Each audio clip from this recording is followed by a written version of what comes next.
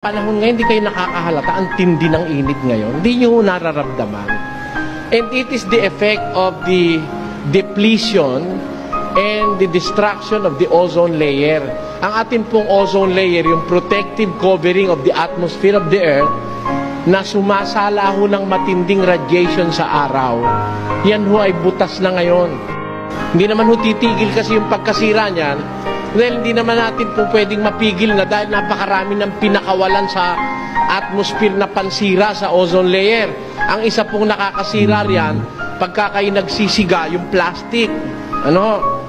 Pag sinindihan mo yung plastic, nakakagawa po yan ng isang chemical, yung tinatawag na CFC, yung chlorofluorocarbon. Ayan. Pagka yung refrigerants nakawala sa ref o kaya sa mga sasakyan, nakaalis yung freon, yung tinatawag na freon na nagpapalamig. Tatakas yun, papunta sa atmosphere.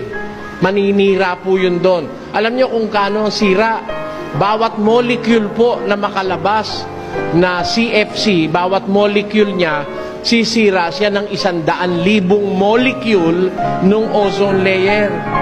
For every molecule of CFC, it can destroy 100,000 molecules of the ozone. And it will stay there, destroying continuously the ozone layer for the next 600 years. Yung pinawala natin ditong CFC ngayon, hanggang sa susunod na 600 taon, maninira yun dun sa ozone layer. Yan ngayon ang nagpapainit ng ating mundo. Mainit po ngayon ang mundo dahil nabuhay ako nung panahong 1940s pa. Ako po kasi napanganak 1947 Kaya may isip na ako nung mga 53 ng presidente si Magsaysay, si Garcia. May isip na po ako noon, alam ko na pangyayari.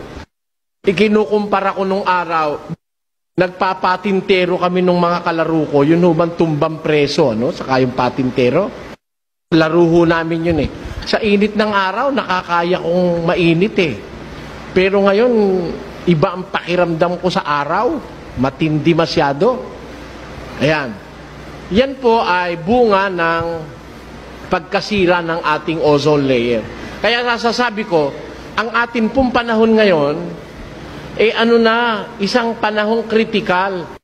Gaya nung sinasabi ng mga siyentipiko, na magiging 43 degrees centigrade ang temperatura ng average na temperatura ng mundo.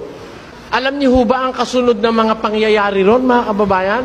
Pagka masyado na pong mainit, magkakaroon po ng pagkatunaw ng yelo sa North and South Pole of the Earth. Matutunaw po ang mga yelo. Tataas ang mga dagat.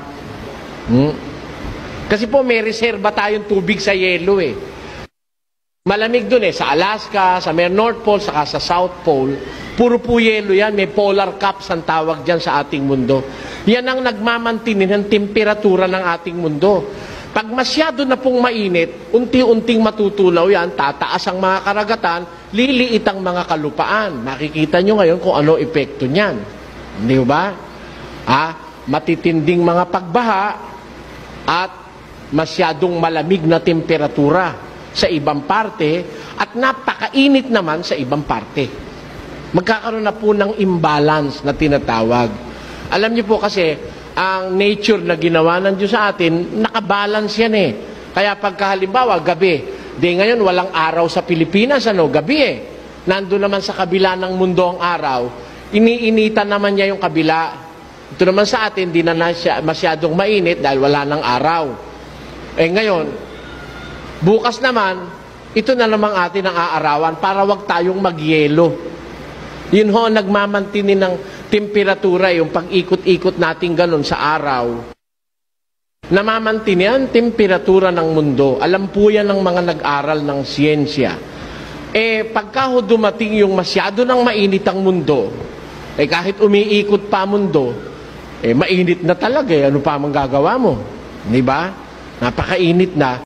Iba